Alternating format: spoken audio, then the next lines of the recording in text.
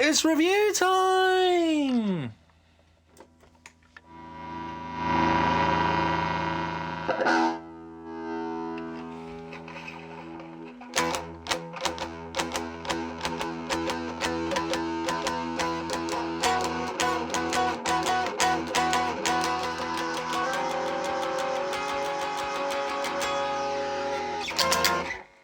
Haha!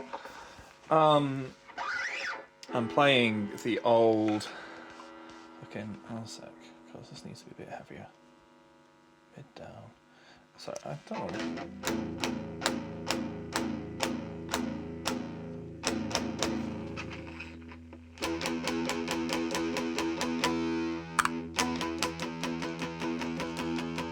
So, for context, this is the same, like, Telecaster copy that I got on, like, Christmas when I was 14. So that probably makes this a 20-year-old guitar, doesn't it? Fuck.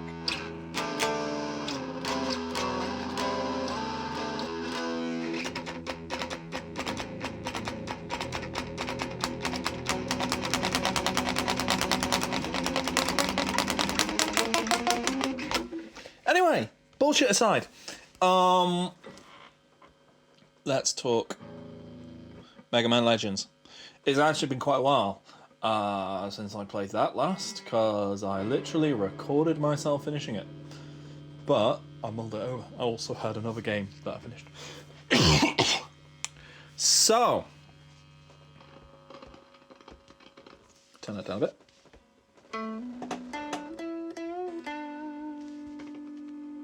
Turn it back up.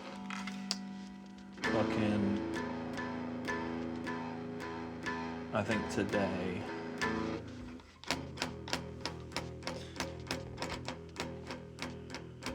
you're going to hear the pick more than you're going to hear the actual guitar, but I don't want to overpower myself when I'm talking gibberish.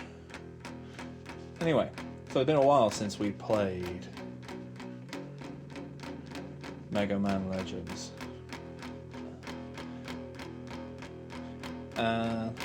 It's genuinely a really fucking good game. It's just absolutely brilliant, and it plays into itself so well. So, probably the single most successful attempt to make 3D Mega Man. But honestly, I feel like it does a lot better if you put it on its own merits instead of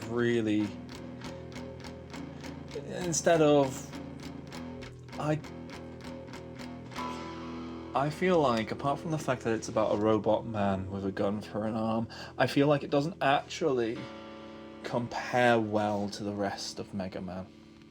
I think that if you could somehow make it its own thing, or make it Mega Man and the NES platformers and the Mega Man X series and so on, make them all feel a bit more divorced from each other, I think that would actually benefit things a lot. I think that because it is so different, but I also think the same about... It's not called Mega Man EXE. What the fuck is it called? Battle Network? Is that it? The RPG. The other RPG.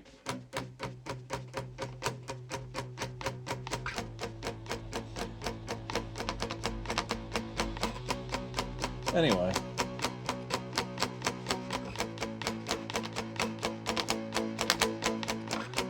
The graphics in this game are pretty good. It plays so well. It's this lovely cel-shaded world that's, in this first one, a bit limited in how you can go. But it's still a lot of fun to explore. The island's quite small, and where you can actually go is a lot more smaller than it initially appears. But it's got a lovely feel to it.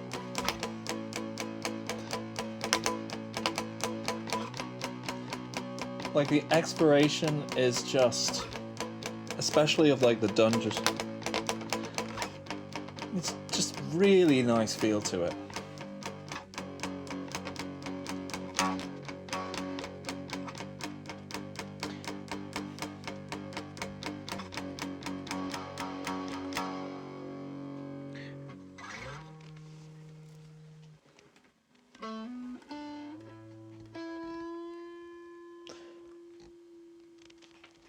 So a point back to the aesthetics of the thing, it has this cel-shaded look on basic polygons, which are just so well optimized the PlayStation 1. It was a style which wasn't necessarily in vogue at the time, which like now feels like a massive missed opportunity when you look at other PlayStation 1 titles, particularly 3D titles, and you see all the murky browns and greys. This is a similar complaint that I have about the early HD period as well.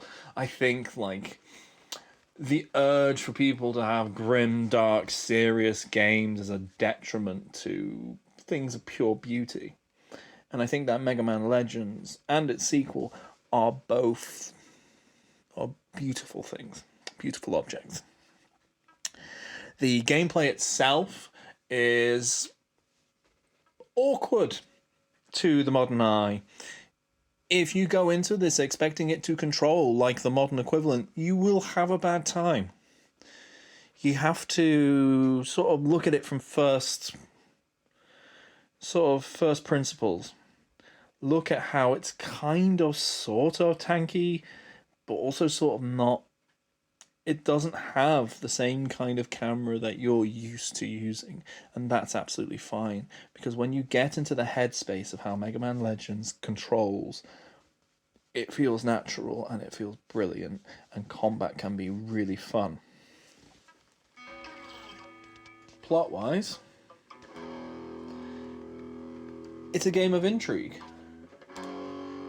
It's a game of character. You've got a sort of two-level plot going on. You have the immediate threat of the pirates, and they are colourful, exciting characters from a weekly Saturday morning cartoon show. They're that kind of vibe. I wish I could remember. There's an anime it really reminds me of where the characters go through different time periods, and the baddies have big, like, insect robots, I want to say. I really wish I could remember the name of it. We've got that. And then you have the overarching plot, the mystery of the island and of the world as a whole. Why on earth is Mega Man the only robot guy? Things like that. It's absolutely brilliant. And, like, in this world, like, I don't want to spoil too much, but it's genuinely quite clever how it does it and how it deals with him.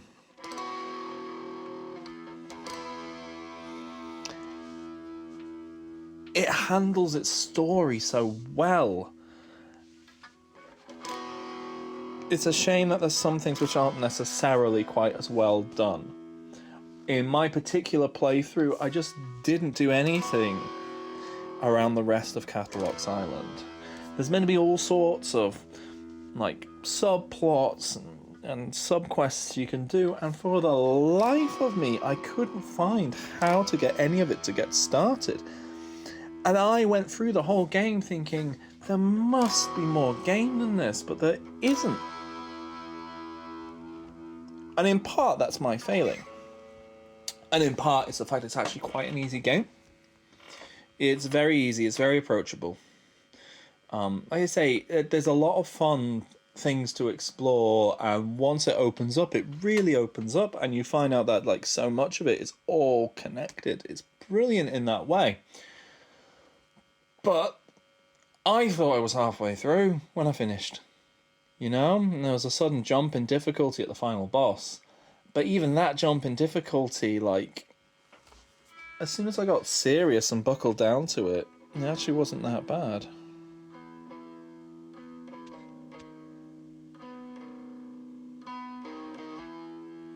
I wouldn't be surprised if maybe there was more planned.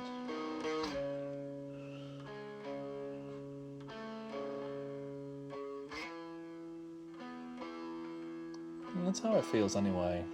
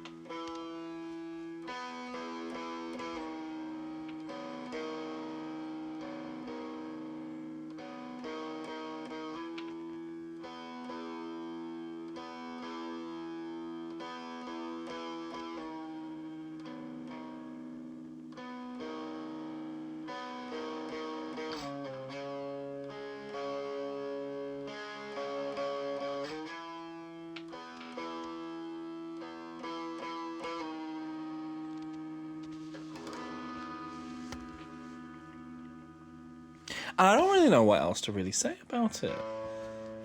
This is one of those things. I'm pretty sure I've got stuff written down, and no doubt it'll be in the description. But yeah, it's a good game. It just feels nice. The equipment system's pretty solid. You know, like there's so many things in place.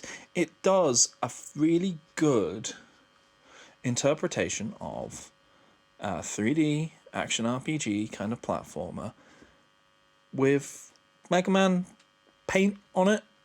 It's its own thing. It's its own thing. Servbots, all that stuff. It's absolutely brilliant. There's so much character. The bonds are fantastic. They're just an utter joy. There are sections where it feels like... So, like, there's a section when you're on a boat and you essentially act as a turret. Which that feels half-baked.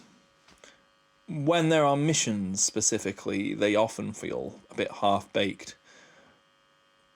But so much of the exploration and like the actual boss fights and so on, like really solid, really good. I genuinely recommend it. It's not very long, about 8 hours, something like that. And you know, I forgot that there were 8-hour games, because like when you play modern games, they're never 8 hours, are they? Right. Now, if you'll excuse me one moment, we're going to get into the next thing.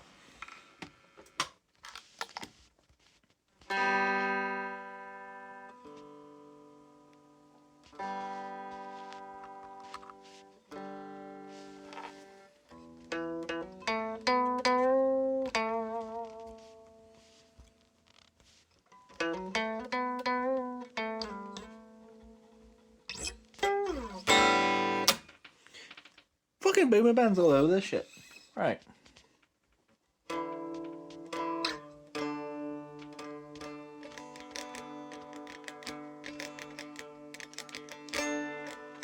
So the other game we've been playing, and much like Katamari, I've been playing this in tandem with my wife. And we're actually going through the sequel now. We played specifically the anniversary edition because that's the easiest one for us to get working, of Fable. For those not in the know, that means anniversary edition was a Unreal Engine remake of the first Fable game. And whereas Megaman Legends, its dated aspects are great in context, Fable is almost to the point of being frustrating and unplayable.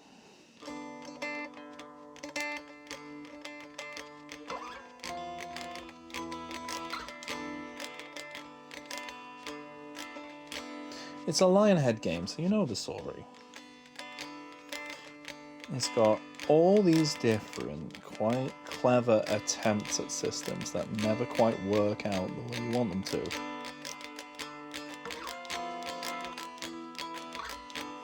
And they're never quite how they are advertised by a certain Mr. Molyneux. Which is fine, you've got to expect that, so you have to approach the game instead on its own merits instead of what it promises. So ignore the fact that the world itself is sort of paper thin. Ignore the fact that instead of giving you a relatively large open world that you could get with the sequels, in particular Fable 2, it's just night and day how much better it is. So in comparison to Fable 2, the world is small, the areas feel minuscule even for titles of its generation. In my head I compare it to, like, let's say Kingdom Hearts. So I compare it to Kingdom Hearts in terms of its area sizes, and it's a similarly chopped up game. And Fable doesn't come off very well. Fable comes off pretty minuscule. So, oh well. Okay, so maybe what it's doing is giving you a more curated level-based system, but it's not. It's giving you a free roaming world, which is just the size of a small town. Or at least that's how it feels. Okay, well, what about the gameplay? The gameplay is clumsy. The gameplay attempts a lot of things that it can't quite do.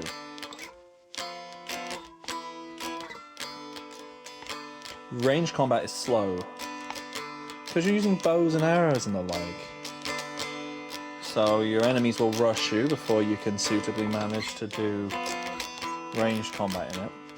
Additionally, all the areas are so small as to make ranged combat basically meaningless.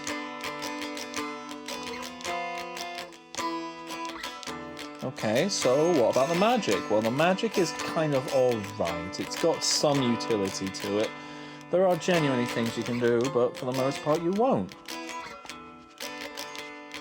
At least if you're like my family and anyone else I know who plays this game, you will resort to being a melee-based fighter. And you're like, okay, well, what's the combat like for that? It's basic hack and slash. I spent the whole time playing being like, oh man, imagine if this played like Devil May Cry, where you could just like attack enemies behind you quickly and had options for doing that. The example in my head was how Dante moves in like Devil May Cry 2 and 3, to be quite fair. Although Devil May Cry 1 Dante is still nimble on his feet in comparison, you know? And I was like, oh well, what about if it was like had more effective locking on and blocking, like Zelda Ocarina of Time or Onimusha? You'll find there's a lot of Capcom examples. No, your defensive options are pretty limited, and your actual offensive options are so slow, even on medium speed weapons, which should be fast. Even when you've leveled up your speed. So as to be basically pointless, because you get interrupted by basic bandits who can then parry your shots better than you can. Utter bullshit. Half-baked. So I thought, well, man, even like Chaos Legion had like cool systems in place and cool magic systems, and the hack and slash was like relatively responsive in comparison. But Fable couldn't even manage that. And fucking Chaos Legion, mate. I'm going like, man, I wish this played like fucking Chaos Legion. Fucking Chaos Legion, what the fuck, mate? Ugh. So yeah.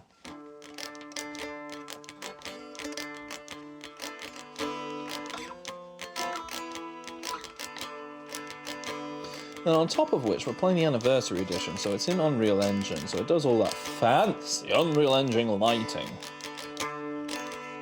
in a game not designed for it. So what you end up having to do is you have to turn the gamma all the way up if you want to fucking see anything half the time. Utter bullshit. Slight bit of glare on your screen? Nah, no chance, mate. So yeah. And then, of course, there's the Unreal Engine thing of... they improve the character models, by which I mean they make your main character's face lumpy and gross and disgusting. And I'm there being like, mate, you should just port the original, mate. Just be a better option all around. That's the thing. If you look at Unreal Anniversary and you look at the character models, fucking hell. Compare it to Lost Chapters. Fuck me. Anyway. So, the most deadly enemy in Fable is, like, your basic enemies. That's literally it. I literally was playing at the end of Lost Chapters, which is the extra stuff based on the stuff they didn't have time to put into the main game.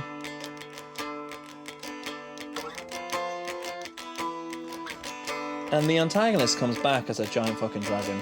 I don't care about spoiling Fable for you, it's fucking Fable. Anyway.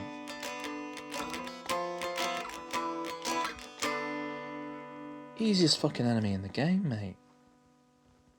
Like, there's trolls and shit in the game where you have to, like, at least, like, recognize patterns and so on and use what limited fucking dodge roll mechanics there are and so on, but the fucking last boss is just wait for him to get in the right area and then just wail on him.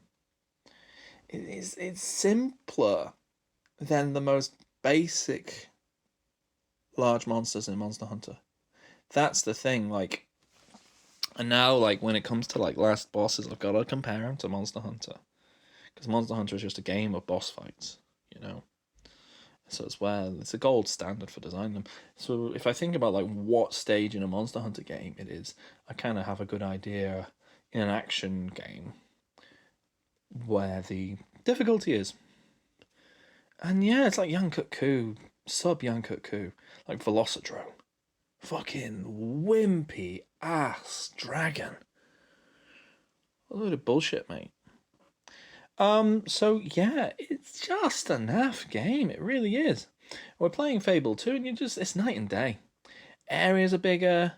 Obviously there's a graphical improvement, even though we were playing like the remastered, fancied, gussied up version before. The plot is an actual plot. That's the thing. I didn't even fucking mention the plot in Fable because it's fucking bullshit. It's really bad. It's really bad. It's really lazy. It's just nothing. And it's the version everyone loves. And it's Stockholm Syndrome, mate. It's the fact that if you didn't have... It's because... Well, it's an Xbox game, isn't it? And Xbox, even today, is fairly deprived. And... yeah, it's just... I don't know, mate. Unless you were willing to deal with the issues there were with Xbox Morrowind, like, what RPGs did you have on the original Xbox? I don't think you had many. Like, even Western ones, not really. Was it the Snowblind Studios games? I'm fairly sure, like, Baldur's Gate Dark Alliance 1 and 2 were on there. Even then, that's not that much, is it? Or I think that's a more fun game. So yeah, you're just there and like, yeah, what is there? You know, the Xbox was and kind of still is the shooty bangs and the drivey drives. So that's why I think people hold it where they hold it.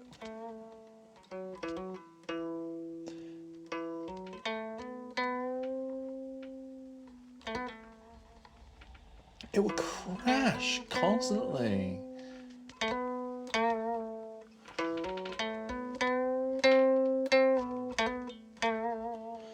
You would never run out of resurrection potions because you just... I think we died once and still had a resurrection potion, so we're fine. You know? And yeah, it's a nothing game with nothing quests. You know, I just...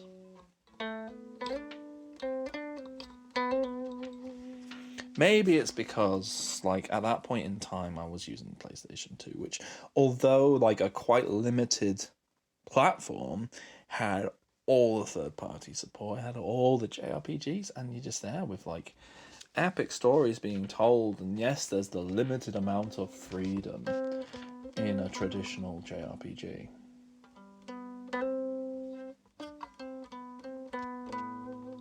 But even just character action games are just far and away, just so much better. If you are looking at this from a modern perspective, don't even fucking bother with Fable. Well, we're playing it because it's like got a specific nostalgia place in my wife's heart, and she's admitting that it's utter dog shit. Fable 2 is much better. Fable 3 is much better, and that's the one everyone fucking trashed on. I don't know, mate. It just doesn't seem like, you know.